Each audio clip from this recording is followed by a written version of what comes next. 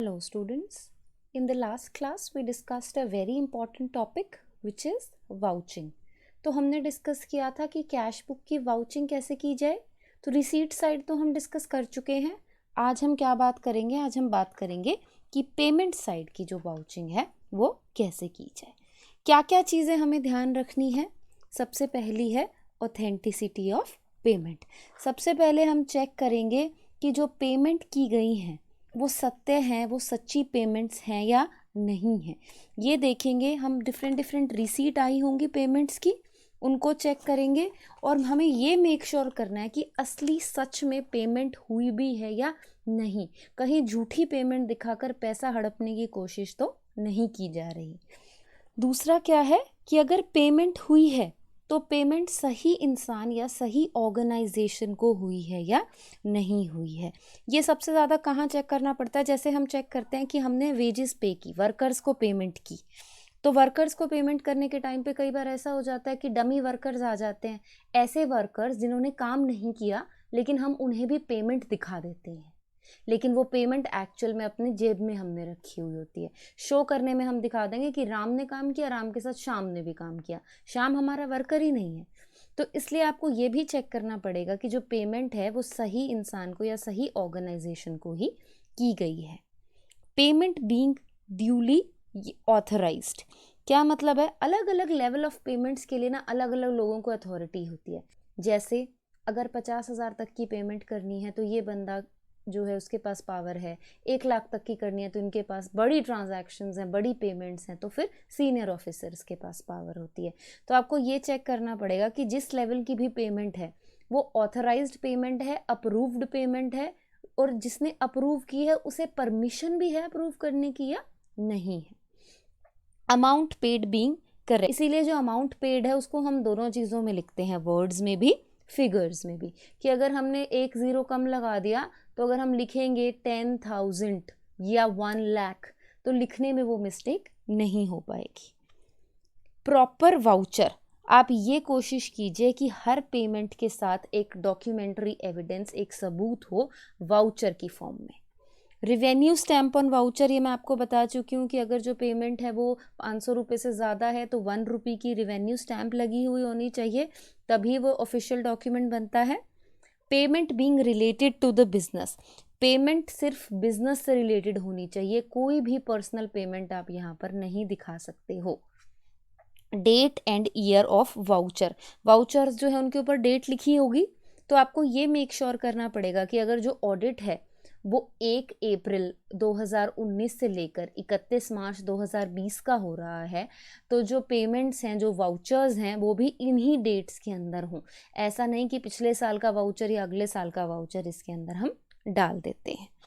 Due date of payment, ये make sure कीजिए कि जो पेमेंट्स हैं वो जब उनका टाइम था तभी की थी या अपनी ड्यू डेट से पहले कर दी थी। अगर ड्यू डेट से पहले कोई पेमेंट हुई है तो उसका रीज़न फाइंड आउट कीजिए कि क्या कारण है कि ये पेमेंट आपने पहले कर दी। लीगैलिटी ऑफ पेमेंट, आप ये चेक करेंगे कि लीगल पॉइंट ऑफ व्यू से, लॉ के हिसाब से ये पेमेंट आप कर सकते थे या नहीं।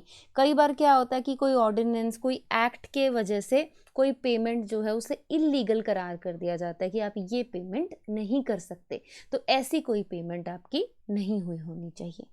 प्रॉपर रिकॉर्ड, जब आप पेमेंट्स को वाउच करेगा ऑडिटर तो ये चेक करना पड़ेगा कि पेमेंट का प्रॉपर रिकॉर्ड है या नहीं। जैसे कि अगर कैपिटल एक्सपेंडिचर है तो उसको अलग तरीके से रिकॉर्ड करोगे देन रेवेन्यू एक्सपेंडिचर, ऐसा तो नहीं बिल्डिंग की परचेज को रेवेन्यू में दिखा दोगे। अगर आपने कोई एडवांस पेमेंट कर दी है तो उसे प्रीपेड एक्सपेंस के अंदर ही दिखाओगे, एक्सपेंस अकाउंट के अंदर तो नहीं दिखाओगे। तो जो आपका रिकॉर्ड करने का मेथड है वो बिल्कुल सही होना चाहिए, आप इस तरह की मिस्टेक्स नहीं करो। अब बात करते हैं, कुछ इंपॉर्टेंट आइटम्स हैं पेमेंट साइड के अंदर जिनके बारे में एक एक करके डिस्कस करेंगे। सबसे पहली क्या है? Cash purchase. हमने इंटरनल चेकिंग, इससे पिछले जो चैप्टर है इसमें डिटेल में डिस्कस किया था कि कैश की परचेज के लिए क्या क्या प्रोसेस आपको करना पड़ेगा। तो जब हम उसकी वाउचिंग करेंगे तो क्या क्या चीज़ें चेक करेंगे? सबसे पहले तो हम ये चेक करेंगे कि ऑर्गेनाइजेशन का इंटरनल चेकिंग सिस्टम कैसा है। अगर इंटरनल चेकिंग सिस्टम अच्छा है, फिर हम क्या क्या चेक करेंगे? सबसे पहले ये चेक करेंगे कि जो परचेज़ की है, जो परचेज़ दिखाई है, उसको टैली करेंगे कैश मेमो के साथ। कैश मेमो क्या होता है? जब आप कोई भी गुड्स परचेज़ करते हैं कैश में, तो सेलर आपको क्या देगा? कैश मेमो देता है। अगर आप उधार पे करते हैं तो इनवॉइस होता है, लेकिन कैश में अगर आप कोई परचेजिंग कर रहे हैं तो सेलर आपको कैश मेमो देगा। तो जो सेलर के द्वारा कैश मेमो आया है उसको टैली करेंगे आप आपकी परचेज के साथ। दूसरी चीज़ आपको क्या चेक करनी है कि चलो गुड्स तो परचेज हो गए, लेकिन क्या वो आप तक पहुँचे, आपके ऑर्गेनाइजेशन तक पहुँचे? तो जो गुड्स परचेज हुए थे वो एक्चुअली आपने रिसीव किए हैं भी या नहीं। इसके लिए आप क्या चेक कर सकते हैं? आपके पास एक गुड्स रिसीव्ड बुक होती है जिसके अंदर आप एंट्री करते हैं अगर कोई भी गुड्स रिसीव करते हैं तो चेक कीजिए कि जितनी परचेज दिखाई गई है उतने गुड्स आपको मिले भी हैं या नहीं। दूसरा पॉइंट क्या है? Payment to creditors. क्रेडिटर्स कौन से होते हैं? जिनसे आपने गुड्स परचेज किए होते हैं उधार पे। तो जब ये आपको इन्हें पेमेंट करनी होती है तो सबसे पहले मेक श्योर कीजिए कि इन्हें जो पेमेंट है वो एक ऑथराइज्ड पर्सन ही करेगा, जिसको लीगल पावर है ये पेमेंट करने की। सिर्फ वही जो है वो पेमेंट कर सकता है। और ये पेमेंट की किसे जाएगी? ये भी उसी इंसान को की जाएगी जिसके पास लीगल पावर है पेमेंट को रिसीव करने की। कैसे जांच कर सकते हैं? जब आपने पेमेंट की होगी तो आपको कोई रिसीट मिली होगी, क्रेडिटर ने आपको कोई रिसीट इशू की होगी, इस रिसीट से आप जांच कर सकते हो। दूसरी चीज़ आप क्या चेक कर सकते हैं? जब क्रेडिटर्स जो हैं वो आपको स्टेटमेंट ऑफ अकाउंट सेंड करते हैं कि भाई आपको हमें इतनी पेमेंट करनी है, और आपके पास भी क्रेडिटर अकाउंट बना हुआ होगा, तो आप जांच कर सकते हैं कि जितनी अमाउंट स्टेटमेंट ऑफ अकाउंट्स में लिखी है जो क्रेडिटर्स ने भेजी है, उतनी ही अमाउंट आपने भी अपने क्रेडिटर अकाउंट में लिख रखी है या उसके अंदर कोई डिस्क्रिपेंसी है। तीसरी चीज़ हमें क्या ध्यान रखनी है? कई बार क्या हो जाता है, पेमेंट हमने जितनी थी उससे ज़्यादा कर दी होती है।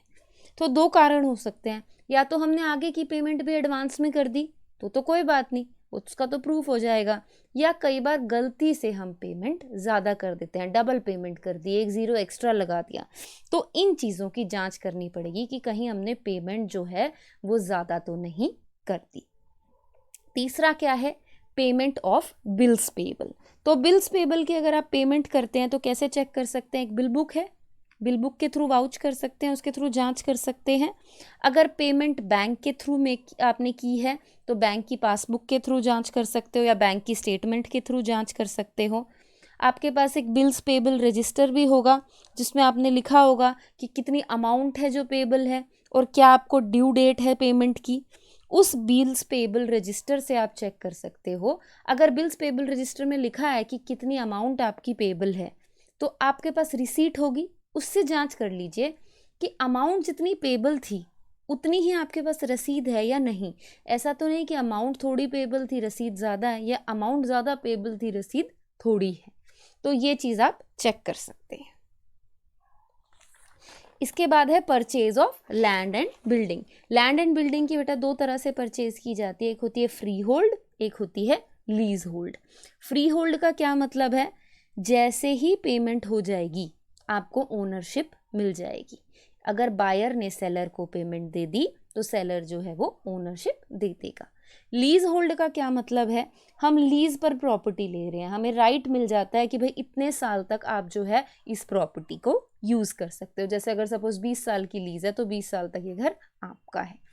तो दोनों ही केसेस में अगर आपने फ्री होल्ड प्रॉपर्टी परचेज की है तो सेल्स डीड चेक करेंगे, लीज होल्ड की है तो लीज डीड चेक करेंगे। जो भी रेलेवेंट डीड है वो आप चेक कर सकते हैं। अगर सेल किसी और इंसान ने की है जो उसके बिहाफ पर काम कर रहा है, ओनर के बिहाफ पर, तो आप दिखाइए, उनको कहिए भाई दिखाओ मुझे अथॉरिटी लेटर, आपको परमिशन भी है ये सेल करने की। ऐसा तो नहीं बाद में ओनर आके कहे मैंने तो किसी को सेल करने को बोला ही नहीं था। अगर सेल्स जो है वो ब्रोकर के थ्रू हुई है तो ब्रोकर से भी लेटर ऑफ अथॉरिटी मांगो कि क्या आप ओनर के बिहाफ पे सेल कर भी सकते हो या नहीं कर सकते हो। और क्या चेक कर सकते हो? परचेज करने से रिलेटेड जो भी एक्सपेंसेस हैं उनकी भी जांच कीजिए कि अगर ब्रोकरेज का खर्चा है या कोई लीगल एक्सपेंसेस हैं तो वो जस्टिफाइड भी हैं या नहीं है। ऐसा तो नहीं कि अमाउंट बहुत ज़्यादा दिखा दिया आपने लीगल एक्सपेंसेस में या ब्रोकरेज के खर्चों में। चौथा क्या है, purchase of investment. Purchase of investment ज़्यादातर जो है ना वो ब्रोकर्स के थ्रू की जाती है। तो आप क्या चेक कर सकते हैं, जैसे ही ब्रोकर परचेज करता है ना वो एक नोट बनाता है, जैसे कहते हैं ब्रोकर्स बॉट नोट। तो ब्रोकर के बॉट नोट से भी आप चेक कर सकते हैं। परचेज किया है तो आपको रसीद भी मिली होगी, रसीद से भी आप चेक कर सकते हैं। अगर बैंक के थ्रू आपने पेमेंट की है तो बैंक की पासबुक से भी चेक कर सकते हैं। आप फिजिकली जाकर खुद से भी वेरीफाई कर सकते हैं इन्वेस्टमेंट्स को। ये आपको एक चीज़ ध्यान में रखनी पड़ेगी कि जो इन्वेस्टमेंट आप परचेज हुई हैं वो कंपनी के नाम पे की गई हैं, किसी एक इंसान के नाम पर परचेज नहीं की गई। इसके बाद क्या है, purchase of patents and copyrights. Patents आपको पता है, जब भी कोई इन्वेंशन होती है, कोई भी प्रोडक्ट की आपने इन्वेंशन की होती है तो आप उस राइट को कि आप ही इस इन्वेंशन को यूज़ कर सकते हैं, इस पर आपका क्लेम है, उसे कहेंगे पेटेंट। कॉपीराइट भी यही क्लेम है, लेकिन ये किसी इन्वेंशन के लिए नहीं यूज़ होता, ये बुक्स या लिटरेरी आइटम्स के लिए यूज़ किया जाता है। तो अगर आप ये राइट किसी को देना चाहते हैं कि ये प्रोडक्ट या ये इन्वेंशन को तुम यूज़ कर लो, तो उसे कहेंगे सेलिंग ऑफ पेटेंट। तो अगर किसी कंपनी ने पेटेंट या कॉपीराइट परचेज किया है तो रसीद मिली होगी सेलर के द्वारा, उस रसीद को चेक कर सकते हो। परचेज का कोई अग्रीमेंट हो सकता है जिसके अंदर लिखा हो भाई ये रेट पर, ये अमाउंट पर, इतने टाइम के लिए मैं आपको दे रहा हूँ पेटेंट। कई बार क्या होता है, हम पूरी अमाउंट रिसीट नहीं करते, पूरी अमाउंट पे नहीं करते, हम सिर्फ एक टोकन अमाउंट देते हैं कि शुरू में आप इतनी अमाउंट हमसे ले लीजिए, बाद में हम आपको पूरी अमाउंट दे देंगे। तो उस टोकन अमाउंट की भी आपको कोई रसीद मिली होगी। इसके अंदर हम एक चीज़ मेक श्योर करेंगे कि पेटेंट्स और कॉपीराइट्स को खरीदने में जो भी खर्चे लगे हैं वो सारे खर्चे कैपिटल एक्सपेंडिचर है, उसे रेवेन्यू में नहीं दिखा सकते हैं। इसके बाद क्या है, पेमेंट ऑफ सैलरी। जब सैलरी पे करते हैं तो क्या चेक कर सकते हैं, एक सैलरी रजिस्टर लगाया होता है जिसमें सारी एंट्रीज की जाती है, तो आप चेक कर सकते हैं। सैलरी रजिस्टर के अंदर सारी डिटेल्स होती हैं कि अगर मैंने अपनी सैलरी रिसीव कर ली तो मैं वहाँ पर अपने साइन कर दूंगी। तो सैलरी रजिस्टर के अंदर जितनी भी एंट्रीज की हैं उसे आप कैश बुक के साथ टैली कर सकते हैं। इसमें क्या ध्यान रखना होता है, वेरिएशंस इन सैलरी का ध्यान रखना होता है। अगर किसी की सैलरी एकदम से बहुत बढ़ गई कि भाई पिछले साल तो 50,000 पर मंथ थी और अब, या पिछले मंथ तो 50,000 थी, इस मंथ हमने 1,00,000 रुपए दे दी, तो चेक कीजिए कि क्या कारण है, उसका कोई इंक्रीमेंट लगा है, उसका सालाना कोई वो सैलरी बढ़ी है, कोई उसे किसी चीज़ का रिवॉर्ड मिला है, या किसी की सैलरी एकदम से घट गई तो क्या कारण है, उसको कोई फाइन पे करना पड़ा है, उसका कोई प्रोविडेंट फंड में खर्चा हो गया है। तो आपको ये चेक करना पड़ेगा कि कोई ऐसे एकदम से चेंज सैलरी में आया है तो उसका क्या कारण है। इंटरेस्ट ऑन लोन या डिबेंचर, जब लोन लेते हैं या डिबेंचर्स इशू होते हैं तो उसके ऊपर इंटरेस्ट पे करना पड़ता है। क्या चेक करोगे, आपने पेमेंट की है इंटरेस्ट की, उसकी रसीद होगी, आपके लोन के टर्म्स लिखे होंगे लोन एग्रीमेंट के अंदर, वहाँ साफ साफ लिखा होगा कि कितना % रेट ऑफ इंटरेस्ट है, तो इस रसीद को आप चेक कर सकते हैं, कैश बुक के साथ टैली कर लीजिए। इंटरेस्ट का कोई ऑर्डर होगा, इंटरेस्ट का कोई कूपन होगा, उसको चेक कर सकते हैं। अगर आपने पेमेंट जो है इंटरेस्ट की बाय चेक की है तो कोई दिक्कत ही नहीं है, बैंक की पासबुक या बैंक की स्टेटमेंट से चेक कर सकते हैं। इसके बाद क्या है, रेंट। अगर रेंट की पेमेंट की है तो रसीद मिली होगी आपको, उस रसीद से चेकिंग करवा लीजिए। अगर पेमेंट चेक से की है तो आपकी पासबुक में एंट्री होगी। डिविडेंड, डिविडेंड की अगर आपने, सेम बात है, अगर डिविडेंड की पेमेंट की है तो उसका कोई ऑर्डर होगा, डिविडेंड का वारंट होगा जिसमें ऑर्डर होगा कि हम ये पेमेंट कर रहे हैं। या अगर आपने पेमेंट बाय चेक की है तो कोई दिक्कत ही नहीं है, बैंक स्टेटमेंट या बैंक पासबुक यूज कर लीजिए।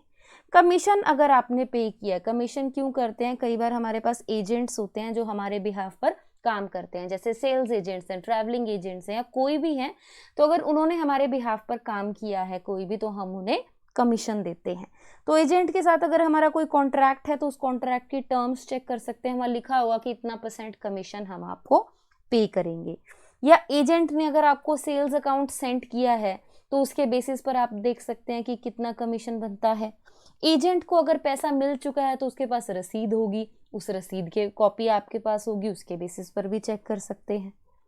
ट्रैवलिंग एक्सपेंसेस, कई बार क्या होता है जो कंपनी के डायरेक्टर्स हैं या एम्प्लॉयज़ हैं उनको ट्रैवलिंग एक्सपेंसेस मिलते हैं, या तो वो मीटिंग अटेंड करने गए हैं या वो कंपनी के ही किसी काम से कहीं ट्रैवल कर रहे हैं, तो उसके लिए जो खर्चा है जो कंपनी ने पेमेंट की उनके खर्चे की ट्रैवल के, उसको चेक करेंगे। सबसे पहले क्या चेक करेंगे कि जो भी एक्सपेंसेस हुए वो बिजनेस से रिलेटेड होने चाहिए।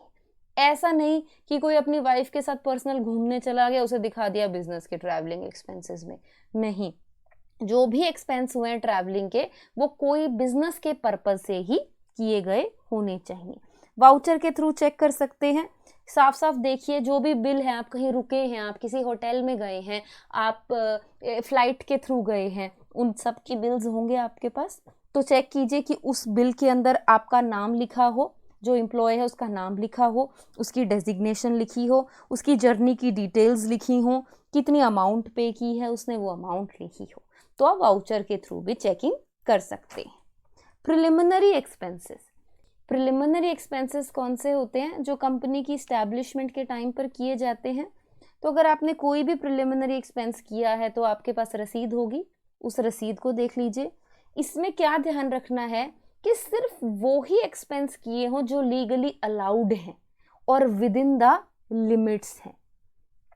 आप पेमेंट किस किस को कर सकते हैं प्रिलिमिनरी एक्सपेंसेस में? जैसे आपने अकाउंटेंट को की, लॉयर को की, किसी पार्टनर को की, तो आप क्या चेक करेंगे कि सबको रसीद मिली होगी। आपने अगर उन्हें कोई पेमेंट की है तो उसकी रसीद के बेसिस पर ऑडिटर चेक कर सकता है।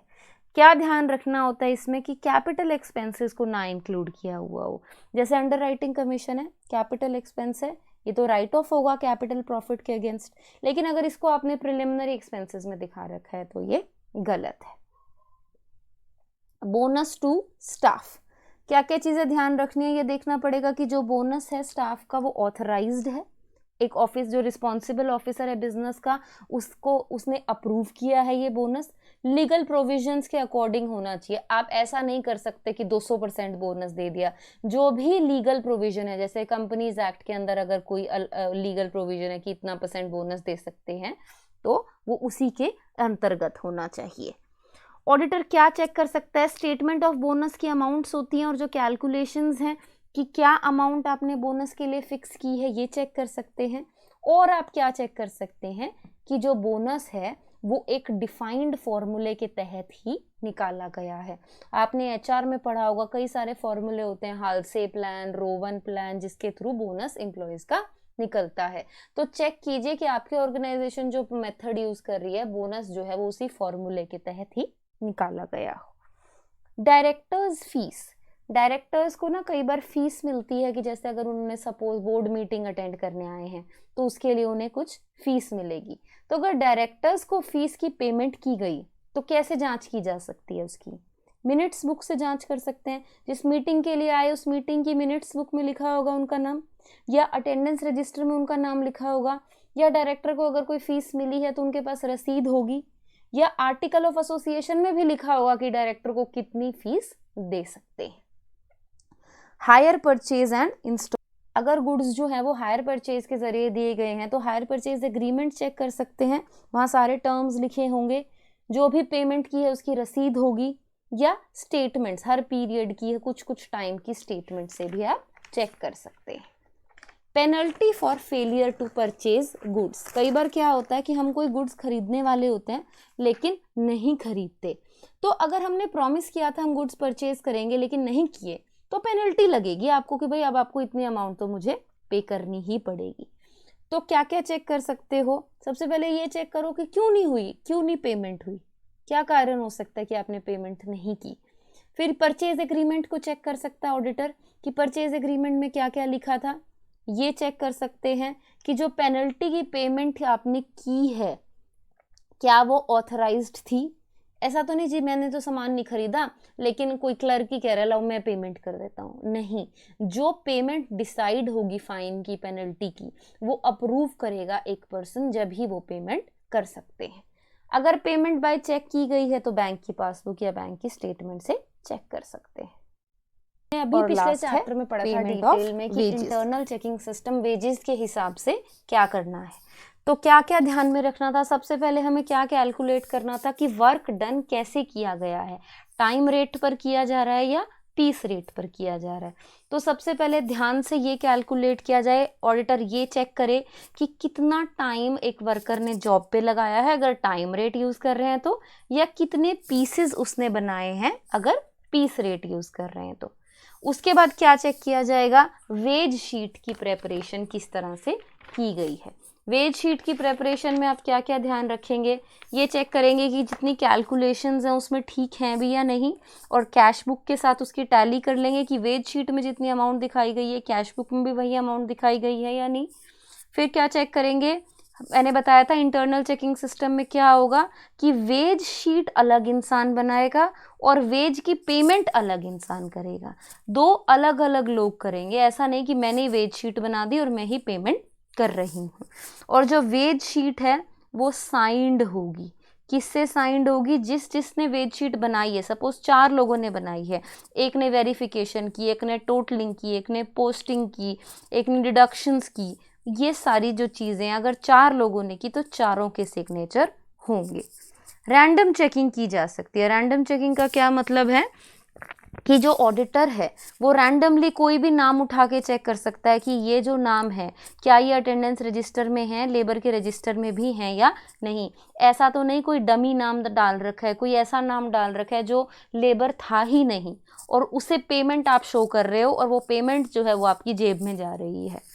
अच्छा, अगर कोई डिडक्शन है अमाउंट पेड में, वर्कर को अगर आप वेजेस दे रहे हैं उसमें से कोई पैसा काट रहे हैं, जैसे टैक्स की कोई डिडक्शन है या एम्प्लॉय ने प्रोविडेंट फंड ले रखा है या इंश्योरेंस ले रखा है उसके कोई पैसे काट रहे हैं, तो आप चेक कर सकते हैं। एम्प्लॉयज़ को अलग अलग तरह के कार्ड इशूड होते हैं जिस पर लिखा होता है कि ये एम्प्लॉयज़ क्या क्या चीज़ें क्लेम कर रहे हैं।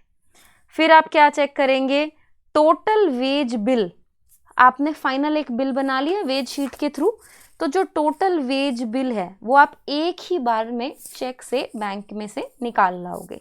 तो आप टैली करोगे कि जितनी अमाउंट आपने चेक से निकाली है और जितनी वेजेस आपने पे की हैं क्या वो सेम अमाउंट है।